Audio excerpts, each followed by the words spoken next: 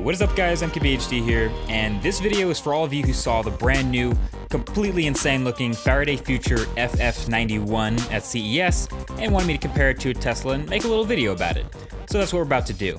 So first things first, it's their show car. So this will be the one that was on the floor at CES, and it had a lot going on. There was a ton of people walking around it, drew lots of attention at the booth, and it looks just absolutely sick.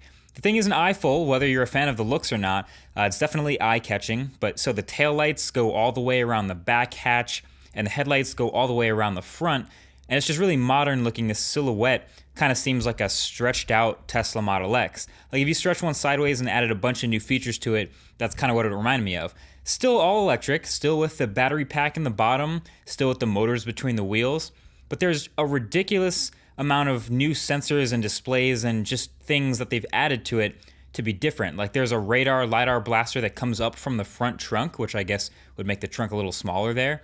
A crazy looking array of LEDs in the front grille and also on all other places on the car. Cameras instead of rear view mirrors, and even wireless charging with some LED indicators in the ground. Just crazy futuristic stuff for an electric car.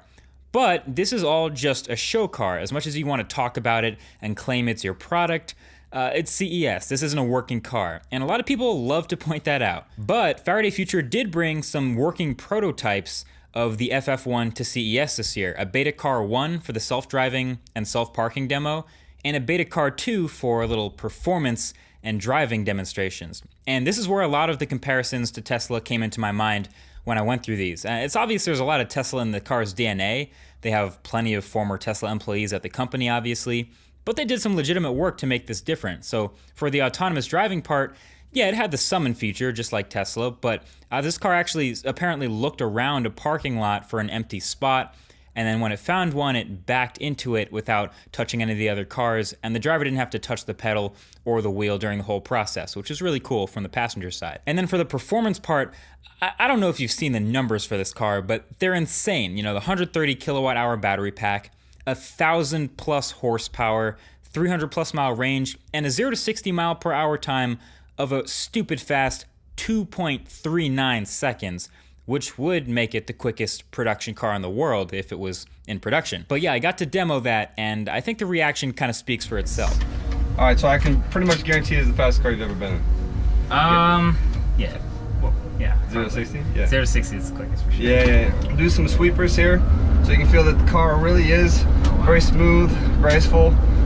Feels really nice and fluid. But we're gonna step it up a little bit, as I promised. So we have active torque vectoring and rear steering.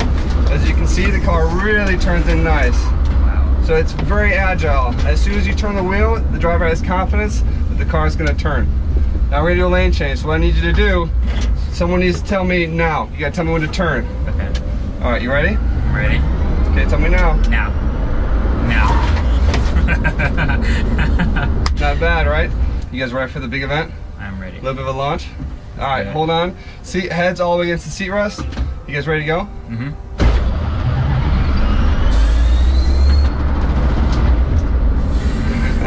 That is legit. Not bad, right? That is legit. Okay, now I need you to tell me something. Yeah.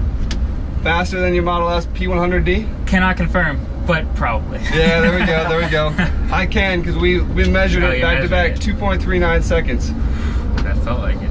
So yeah, there you have it. The FF1 isn't quite dead. I know most people aren't giving this thing a chance to exist, and that's understandable because this is so damn new and obviously super ambitious, and it's been a rocky start for the company already, but looking at all the new things and legitimately good ideas they have, I actually really want it to happen. The rear wheel steering, for example, was something new. It felt like a really big deal when we did this driving demo.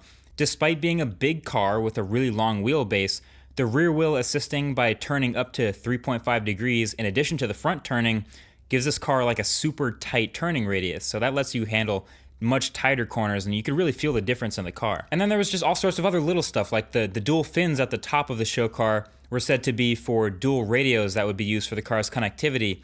I mean, there's a ton of tech packed in here, probably a dozen displays all around the car, including the inside and the outside. The rear view mirror cameras are apparently supposed to be removable and then can be replaced with standard mirrors if you want, or vice versa. I mean, there's just so many good ideas. The wireless charging could be insane, but it just feels like the future. So bottom line, I'm glad someone's trying, you know? Someone's got to try. And with Tesla's success, it feels like the car industry is finally taking that turn. So why not be super optimistic about it? And a lot of people are for this one. Cross your fingers for this one, folks. Thanks for watching, and I'll talk to you in the next one. Peace.